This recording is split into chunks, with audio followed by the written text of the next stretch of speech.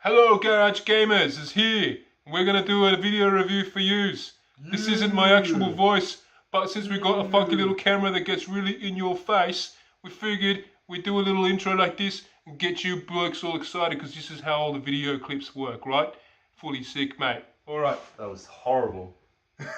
Oh, sorry. So bad. Sorry, okay. Well, we tried. We just lost all subscribers. We tried. We tried. We really did. Hello, welcome to Garage Gamers. I am Icecube, and this here is Zorbz, right. And we're lounge room gamers still. Yes, I know. What's going on? Like, we haven't been relegated back into the garage. It's Actually, this video will probably go before the others, so they'll probably be like, what are they talking about? Ah, yes. But we're in the yes. lounge room. Lounge room, yes. Very, very up-tempo. We've upgraded then. We're not downgraded, we're upgrade. Up-tempo. Up-tempo, I said up-tempo.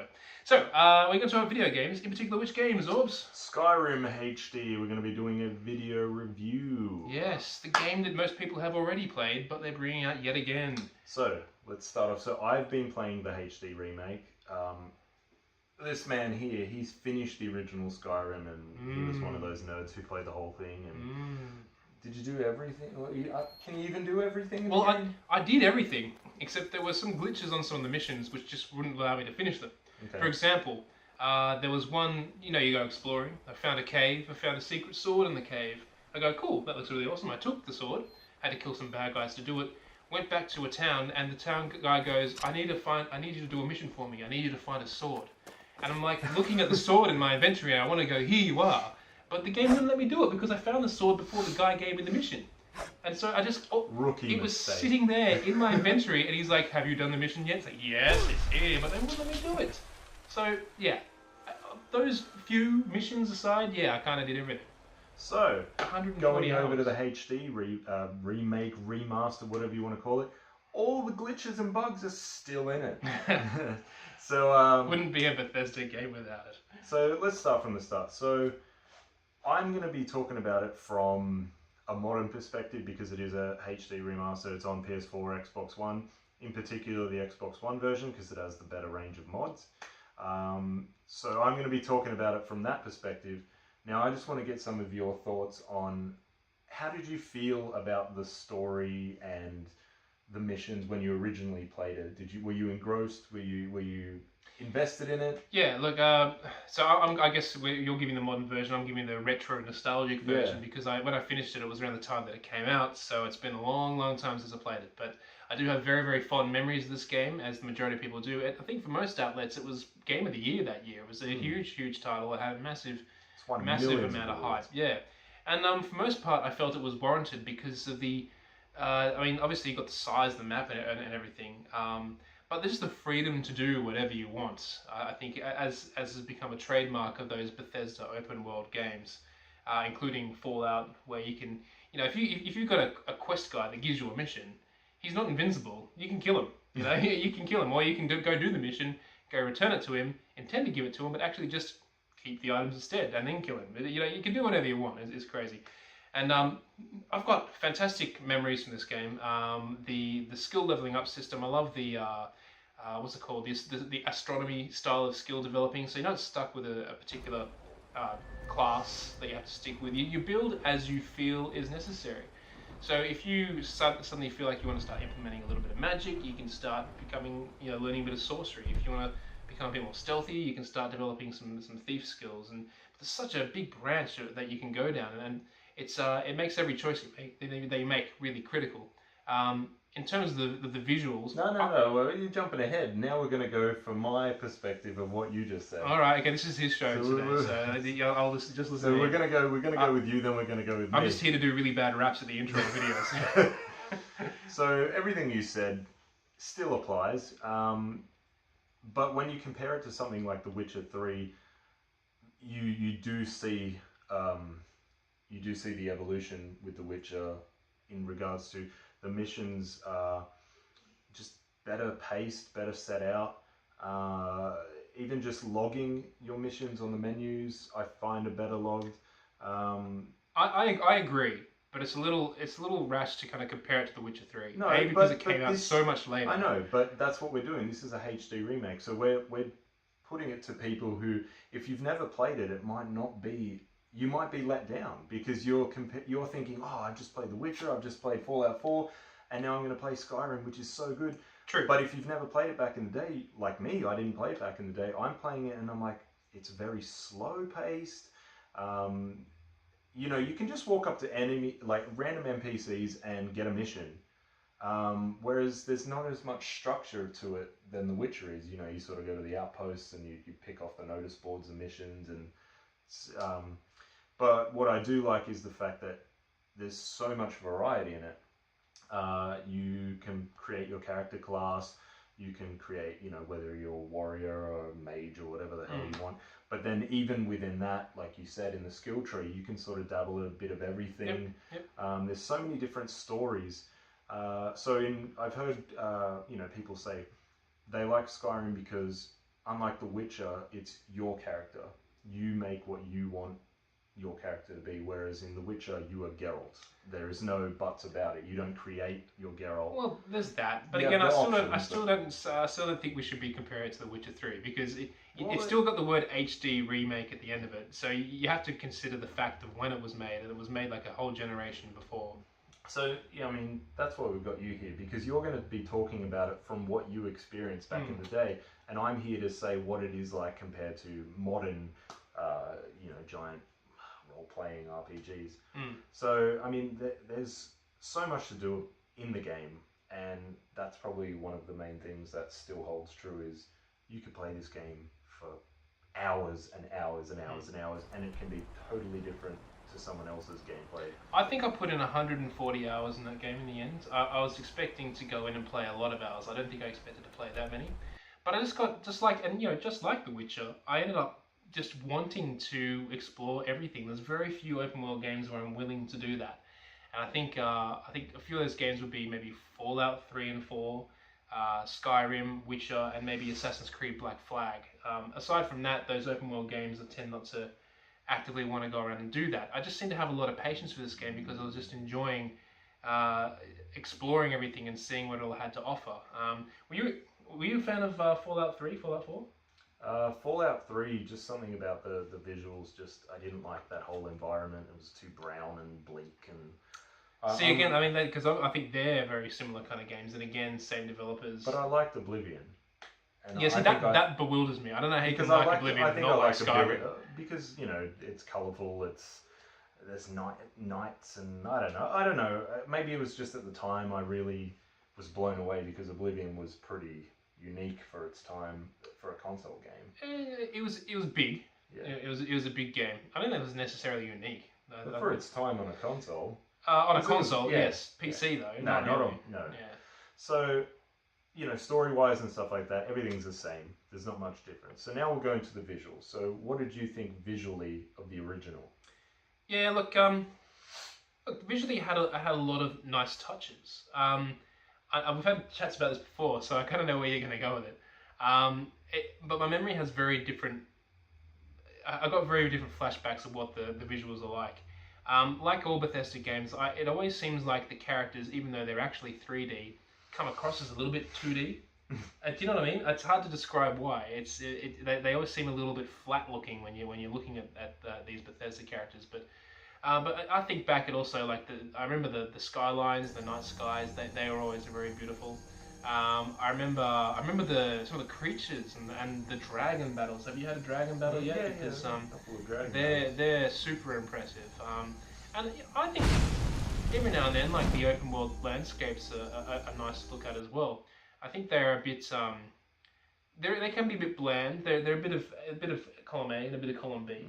But that's just the nature of the world that they're trying to develop for the game.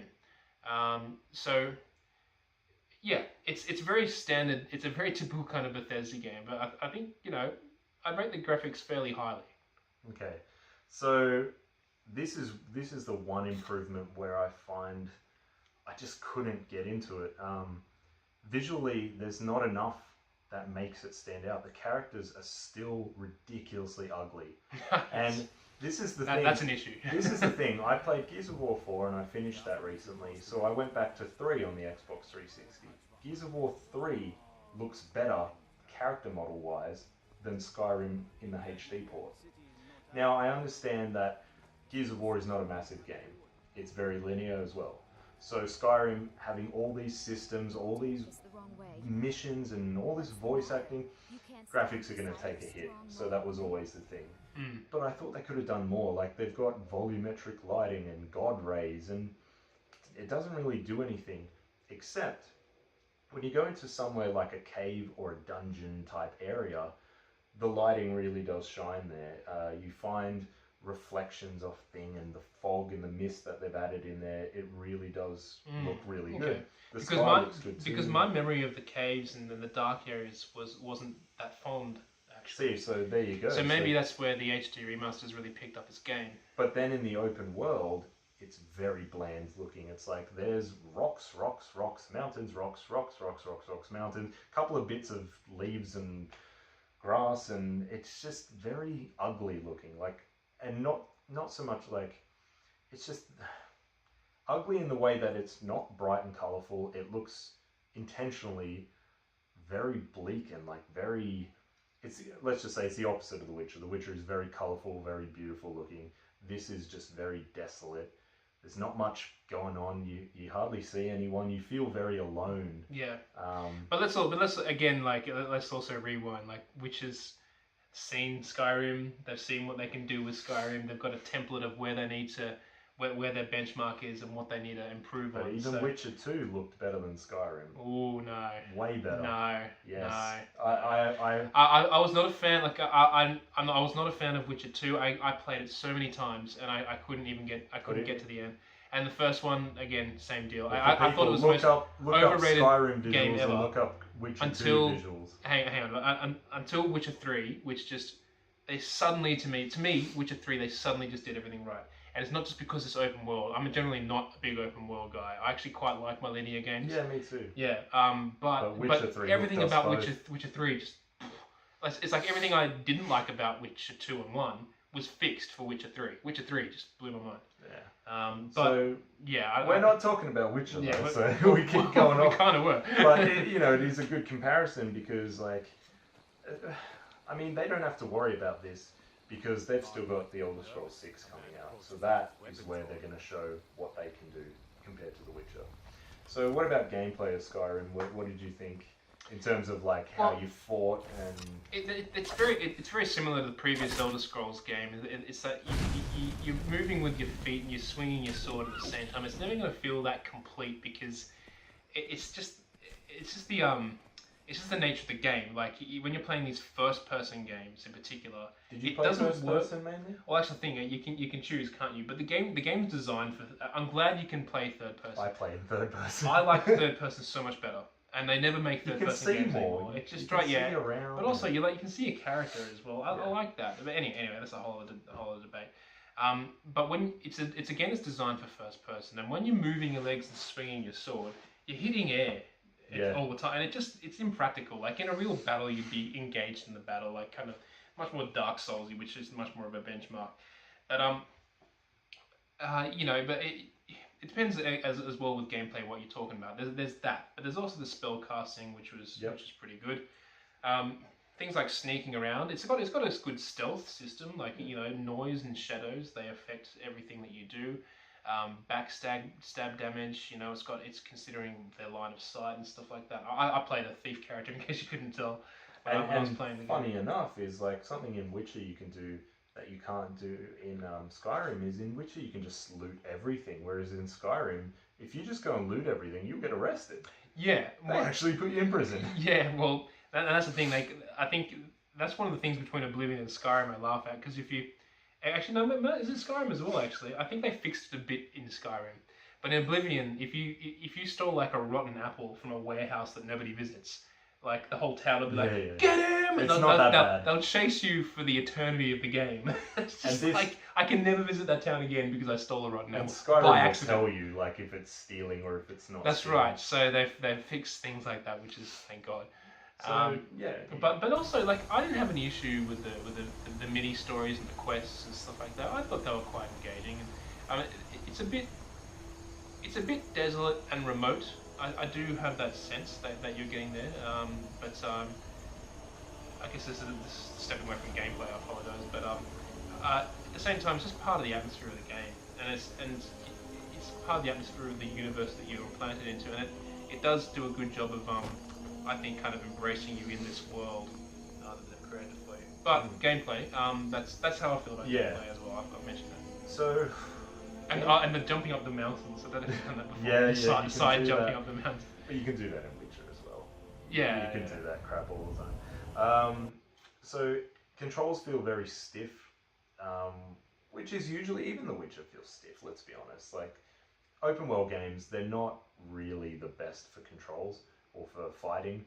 But I do like the whole... But can you describe the stiff aspect a bit more? Because I'm not really sure. The animations are very stiff. So like you said, when you're fighting and your legs are moving, it's very not natural feeling. No, I don't know if stiff is the right word for it though. It does feel stiff. It doesn't feel when you're looking at it in third person, it looks like they're like robots. Yeah, okay. No, okay, I know what you mean, yeah. So the cool thing is though, I like the whole Bioshock type thing where you can have magic in one hand and a weapon in the other, so you can be blasting someone and clobber them. Yeah, or any combo. Yeah, or you can have a shield, you can have a two-handed weapon. I like the mixing it up of that.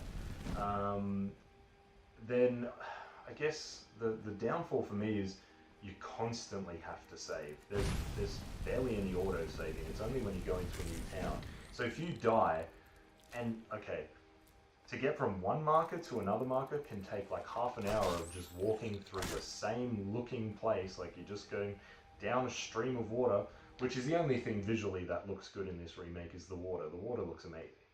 But you can be taking half an hour and an hour to get to this place, then one enemy who doesn't say how strong they are or what level they are hits you once, bang, you're dead, and you're like, whoops, I've got to go all the way back now. That is terrible. So once you get the gist of it and you start saving more, that's not a problem. But it's the length of time and the whole stamina system. You run for like 5 seconds and then he's out, so you got to keep upgrading your stamina. It's just but that's just an element, like an RPG element, and I love those RPG elements. Those things where if you're willing, if you want to make stamina a thing, then you invest the points in it, and if you don't, you'll be punished for it. And there's so many different statistics that you can vary, and I love that. Games are missing that to me. They're missing that element of choice. Like you want to work on something. If you want to work on something, be good at something, then you earn it. And if you're willing, but you have to make sacrifices to pick what you want to be good at. So even though you want to be good at everything, you've just got that tough choice. Like, what are you going to focus on? And I love that element of choice that you have to make there, and I think that works in its favor. In its favor rather than against it, if you know what I mean. So what about the audio? What did you think of the music in the game? Well, I think I didn't have a particular love or hate for it. I know the Skyrim soundtrack is actually very popular. They got that main theme song. And it's good. It suits the atmosphere. It's fine. I love it. I love it. I thought it was amazing. I think we've included it in our top 20 soundtrack videos of all time. Maybe you can link to that. It's all orchestral. It's awesome. Yeah, but it's not as good as some other soundtracks out there. I think it's a little bit overrated. Got their opinions, but I think it's alright. I think it's good. I think it's good for the game. Voice acting though, what do you think? Was it ever an issue for you? Only if you took an arrow to the knee. Did you take an arrow to the knee? No, I haven't taken it. Have you heard of the take an arrow to the knee? Yeah, I know. It was memes for years. Yeah, I didn't really pick up on it personally, but then I did see the memes and everyone was like laughing. There's this little in joke. I'm sure I heard it multiple times, but it's just NPC background chatter to me. But to be honest with you, it's been such a long time since I played it. I can't remember much about the voice acting. That's fair enough. But I didn't notice it neither good nor bad. Okay, so my complaint is your character doesn't have a voice. There's no generic voice option, so you will hear the NPC talk to you, and then it'll just be text. So, that's... I mean, they're not going to redo all these voices, so that's a thing of the past. That's fine. But what is there in the voice acting is very stiff. Again, but what if they gave you like a really crappy voice? I mean, there's obviously a lot of talking in the game. What if you chose like male or female and you're stuck with some shitty male voices? It's better than nothing. I don't know about that. But if I was stuck with some American dude like going, I don't want to take this mission, like it just ruined the game. So in terms of the voice acting, when I say it's stiff, it's, let's say, like, if I'm talking fluid and having a normal conversation, they would do it like, "Hi, come to me and take this mission." Like, it's got those stutters, like, pauses in it. It just feels very robotic at times. Sometimes not so much. But you start to notice that when you talk to certain characters, and you're just like, something about this audio is off. And I feel games have evolved from that now. Obviously, the audio is more fluid, and it's perfect. Sounds surprising. I have to admit, I didn't notice that. Because you wouldn't have back then, because it wasn't at that level. But when they stutter like that and do stops and breaks, it usually means it's altering between what it's going to say to you. But I didn't think Skyrim was that type of game, really. I thought their voices were set anyway. I don't think it's a type of game where your choices like would alter a conversation midway through their sentence. No, it doesn't. But it's just sometimes you feel that maybe they've reused, like, someone's recorded a word and they've put that in there and stuff like that. But maybe I didn't notice that, but yeah. But I don't know. Some of the voice acting is just bad, and I found myself skipping a lot of the dialogue, to be honest. Whereas The Witcher, I was listening to everything. But Skyrim, I'm just like, next. Yeah, look, like, this sucks. I've just played and finished this Witcher expansions, and I've finished the whole main game, and that's another, going back to The Witcher. The story was suddenly amazing to me. I thought it was pretty crap the first two games, but it was suddenly amazing.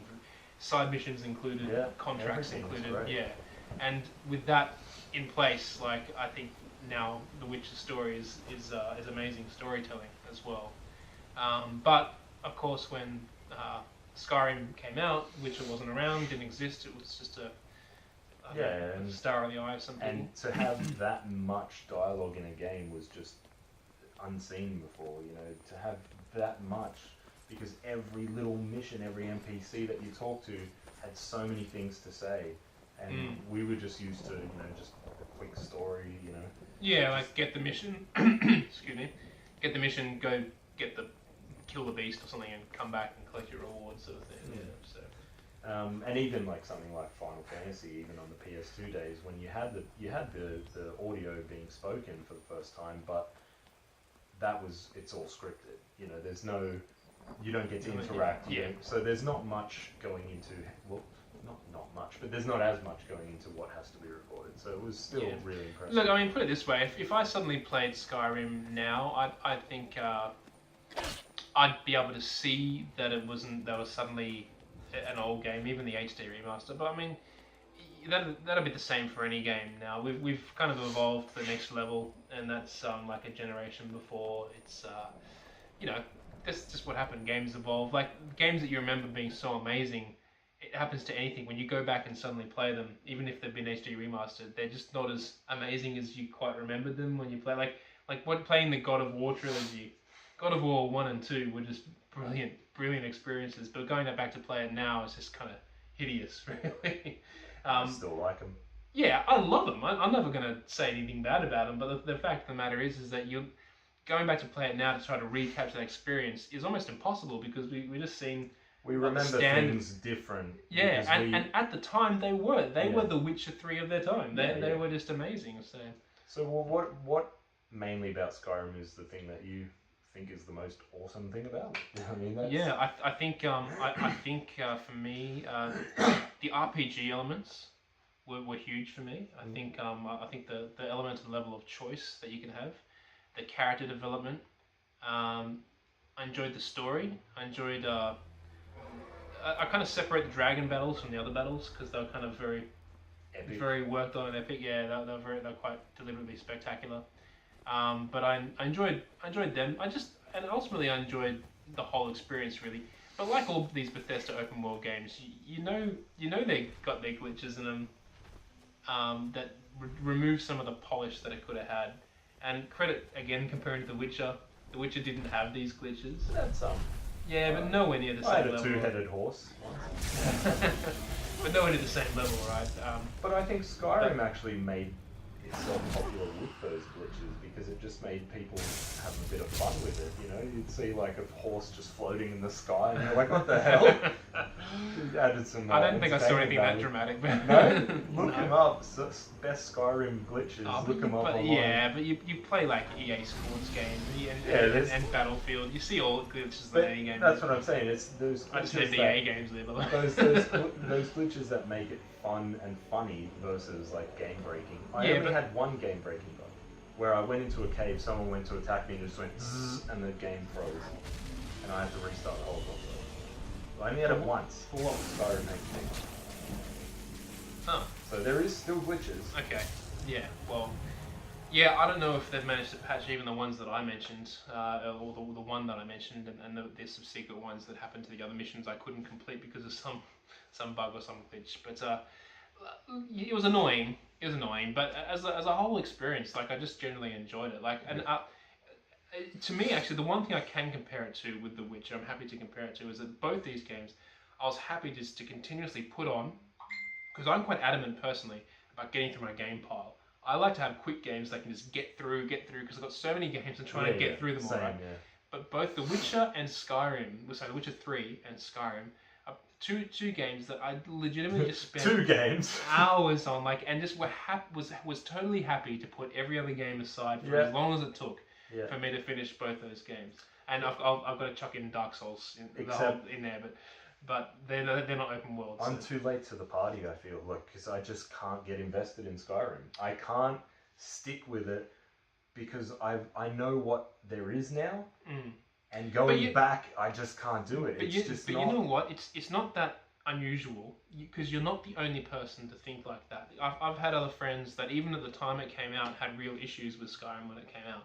So it's not like you have to like it or you're weird, because there's a whole bunch of other people out there that just had the same issues. They just couldn't relate to it. But like we said before, like it doesn't make sense. I liked Oblivion. Why don't I like Skyrim? That part I find weird. And I like Vikings. I like dragons. I think Skyrim beats Oblivion in every way, shape, or form.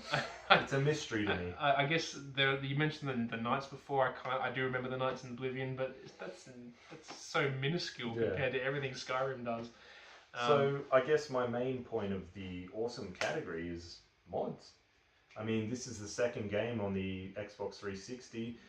Fallout 4 had mods. This is the second game in the console that has mods. Do they have new mods? Do they allow them in the game? No. I'm not interested in this. There's no.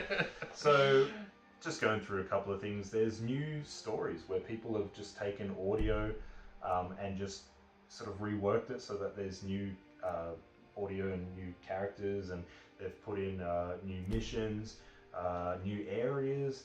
There's things like updating the visuals to make the blood effects. Like there was one mod where when you hit someone, the blood splatters more. There's different. Just to jump in here, but the reason why that Bethesda did this HD remake for the mods, because in the modding community, Skyrim was like the #1 game for modding. It was the go-to place for modding, and I even explored this in another article on gamebug.com.au where I explained my whole journey of entering the modding world and successfully coming through and using Skyrim as a modding tool to create some mods. So definitely check that out on gamebug.com.au. But it was so powerful a tool, like it was so popular a tool for modders to jump on. It was just the #1 place to do it and place to go. And I think they were so impressed with the mods that were coming through here. And I was impressed. I saw some of the things that they did. It was just astounding the amount of detail that people put into these and effort they put into these mods, that they felt it was worthy enough to re-release this game with all those mods in it. So the game has already got a lengthy story. You get all the DLC packs included. Then you get the addition of mods. This game could last forever because mods just keep getting updated and more stuff keeps coming through. I will say get it on Xbox One versus PS4 because PS4's mods have been... Xbox One or Xbox One S? It doesn't matter. Well, what? It doesn't matter. Okay. So the PlayStation mods, they've got a limit on them. I can't remember what it was, but they've limited the mods versus the Xbox. So the Xbox One's mods are a lot. There's a lot more of them. Yeah, I mean, I don't necessarily feel the game's for me, but what it is, I mean, it got bajillions of awards. You loved it. Many people loved it. Yeah. I'm just trying to say that if you've never played it, just take into account that it might feel a bit dated to you, which is normal, but just like most HD remasters. I mean, I played Oblivion as well. I actually didn't like Oblivion that much myself. I thought I kind of appreciated it for what it was, but it just felt like it was just at times a little too unplayable because of the things like the towns that would gang up on you if you stole the rotten apple and stuff like that. It's like it broke the game. You made a mistake, that's it. Yeah. You ruined your save. Yeah, exactly. So, and that's the thing, like the whole save thing, that stuff doesn't bother me because I save repeatedly anyway. Like, but when I know I can save, I'll do it all the time because I hate redoing things. So I'm pretty good at saving stuff. If I get cocky and don't save and die somewhere, I get annoyed with myself for just not saving. But it happens sometimes. So minor gripes aside, I mean, the major gripe for me is the visuals. That's the main thing. But I mean, there's a lengthy game that people are gonna love. So give it a go, and as you can see in the footage that we've been putting in this video, take a look for yourself, see what it looks like. If it looks ugly to you and you think, oh, I can't play something like this, fair enough. If you can see past that, there you go, you're going to have a massive game to play. Yeah, it also depends how much you value graphics as well. Yeah. I mean, you're just talking about graphics. There's so many other things to this game which exactly, which makes that's what I'm saying. If the visuals don't throw you off, you've got a game there to be played. Yeah, and I appreciate good graphics. It's not make or break for me. I just like it. I just like a good game. And particularly like, I think for me, you asked me the question before about what it is that I particularly like about it, and I think I answered correctly the first time. Those RPG mechanics were so good.